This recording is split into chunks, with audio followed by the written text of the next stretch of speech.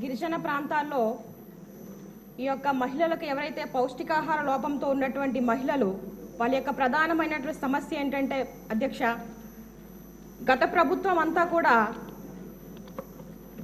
చాలా క్వాలిటీలెస్ అంటే అంగన్వాడీ కేంద్రాల ద్వారా సరఫరా చేసేటువంటి పాలు కానీ గుడ్లు కానీ లేకపోతే బాలామృతం అని కానీ లేకపోతే చిక్కీలను కానీ ప్రతిదీ కూడా అవి సరిగ్గా లేనటువంటి పరిస్థితి. ఎందుకంటే 2023 డిసెంబర్ వరకు కూడా అధ్యక్ష నేను ఒక అంగన్వాడీ కార్యకర్తగా పనిచేశాను కనుక గతంలో అంటే 2014-19లో మన తెలుగుదేశం ప్రభుత్వం ఉన్నప్పుడు సరఫరా చేసేటువంటి సరుకులు ఎంత క్వాలిటీగా ఉండేయో తర్వాత ఈ జగన్మోహన్ రెడ్డి గారు వచ్చిన తర్వాత ఈ 5 ఏళ్లలో ఆ సరఫరా చేసేటువంటి సరుకులు కూడా పూర్తిగా పాడినటువంటి పరిస్థితి. పురుగులు పట్టినటువంటి సరుకులు సరఫరా చేసి పూర్తిగా అంగన్వాడీ కేంద్రాల ద్వారా ఏదైతే గర్భిణీ స్త్రీలకు అదేవిధంగా మహిళలకు తర్వాత పిల్లలకు సరఫరా చేసేటువంటి సామాన్లు కూడా కల్తీలుగా తయారు చేసి వారి యొక్క జీవితాలతోనూ వాళ్ళ యొక్క బ్రతుకులతో కూడా ఆడుకున్నటువంటి పరిస్థితి గతమంతా మనం చూసాం అధ్యక్ష. నేను ఒకటే కోరుకుంటా ఉన్నాను, మనం ఉన్నప్పుడు మన తెలుగుదేశం ప్రభుత్వం ఉన్నప్పుడు అధ్యక్ష ఏవైతే ఈ ఫుడ్ బాక్సెట్లు కానీ అదేవిధంగా గోరుముద్దలను కానీ గిరుగోరు ముద్దలను కానీ మనము మహిళలు ఎవరు కూడా రక్తహీనతతో చనిపోకూడదని గర్భవతులకు కానీ బాలింత పిల్లలకు కానీ చిన్నపిల్లలకు కూడా వారందరికీ మంచి పౌష్టికాహారం అందించి వాళ్ళ యొక్క జీవితాల్లో వెలుగులు నింపాలని మన తెలుగుదేశం ప్రభుత్వం ఎలా అయితే ప్రయత్నం చేసిందో అదే దిశగా ఇప్పుడు కూడా మళ్ళీ మన ప్రభుత్వం వాళ్ళ జీవితాల్లో వెలుగులు నింపాలని మనస్ఫూర్తి కోరుకుంటున్నాను అధ్యక్ష. ఇకపోతే ప్రధానంగా అదొక సమస్య అయితే అధ్యక్ష, మా గిరిజన ప్రాంతాల్లో మరొక సమస్య ఉంది అధ్యక్ష. అది సరైన రోడ్డు సదుపాయాలు లేక సరైన సమయానికి వైద్యం అందించుకోవడానికి కూడా నోచుకోలేటువంటి పరిస్థితి. దానికి ప్రధానంగా రహదారుల అధ్యక్ష. ఎప్పుడో ఐటీడీలు ఏర్పడినప్పుడు పెట్టినటువంటి రోడ్లు అంటే గ్రావెలు మెటల్ వేసి చేసినటువంటి రోడ్లకి మేము తార్ రోడ్డు వేయించుకోవాలని ఆ రోడ్లు శాంక్షన్ చేసినప్పటికీ కూడా ఫారెస్ట్ వాళ్ళు అబ్జెక్షన్ పెట్టడం వల్ల ఆ రోడ్లు ఇప్పటికి కూడా ఆగిపోయినటువంటి పరిస్థితి.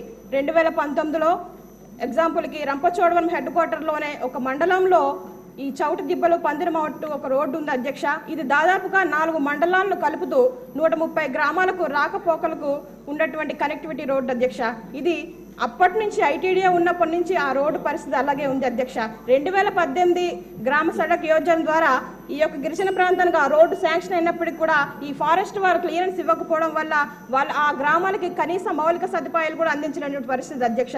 దయచేసి నేను ఒకటే కోరుకుంటున్నాను అధ్యక్ష, సంబంధిత మంత్రి గారికి ఏదైతే రోడ్లు మండలానికి వచ్చి ఇలాగా 3 నుంచి 4 రోడ్లు ఈ ఫారెస్ట్ క్లియరెన్స్ లేక ఆగిపోయినటువంటి పరిస్థితి. ఈ సదుపాయాలు అనేవి ఈ రోడ్లు లేకపోవడం వల్ల మాకు సరిగ్గా అందట్లేదు అధ్యక్ష. సకాలంలో రంపచోడవరంలో ఏరియా హాస్పిటల్ ఉంటే వాళ్ళు ఉండేటువంటి గిరిజన ప్రాంతం నుంచి ఆ హాస్పిటల్కి వెళ్ళడానికి 1000 కిలోమీటర్లు 100 కిలోమీటర్లు ఉన్నటువంటి పరిస్థితి అధ్యక్ష. దయచేసి ఇది ఒకటి మీరు దృష్టిలో పెట్టుకోవాలని కోరుతా ఉన్నాను అధ్యక్ష. మరొక చిన్న విషయం అధ్యక్ష, ముఖ్యంగా మా ఏజెన్సీ ప్రాంతంలో ఉన్నటువంటి ప్రధాన సమస్య అధ్యక్ష, గతంలో జగన్మోహన్ రెడ్డి గారు ఏం చేశారంటే 10 ఎకరాల భూమి ఉందని రేషన్ కార్డులు తొలగించడం జరిగింది అధ్యక్ష.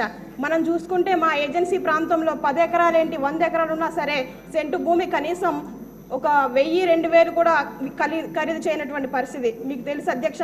మీ పక్కనే నర్సీపట్నం, అక్కడ సెంటు భూమి 1 లక్షలు విలువ చేస్తే రంపచోడవరం నియోజకవర్గంలో 1 ఎకరం భూమి కూడా ఒక కనీసం వాల్యూ కూడా చేయనటువంటి పరిస్థితి. కానీ గత ప్రభుత్వం ఏం చేసిందంటే 10 ఎకరాల భూమి ఉందనేసి రేషన్ కార్డు తొలగించడం ద్వారా పీవీటీజీస్ ఎక్కువగా నష్టపోయినటువంటి పరిస్థితి అధ్యక్ష. దయచేసి దీన్ని దృష్టిలో ఉంచుకొని దీన్ని మినహాయింపు చేసి స్పెషల్ డ్రైవ్ చేసి రేషన్ కార్డులు కోల్పోయిన వారికి ప్రతి ఒక్కరు కూడా ఈ రేషన్ కార్డులు ఇప్పించి వాళ్ళకి మౌలిక సదుపాయాలు అన్ని కూడా అందించి ప్రతి సంక్షేమ పథకాలు కూడా అందేలాగా స్పెషల్ దృష్టి పెట్టాలని కోరుకుంటా ఉన్నాను అధ్యక్ష. ఇంత అవకాశం ఇచ్చినటువంటి పెద్దలకు ధన్యవాదాలు తెలియజేస్తా ఉన్నాను.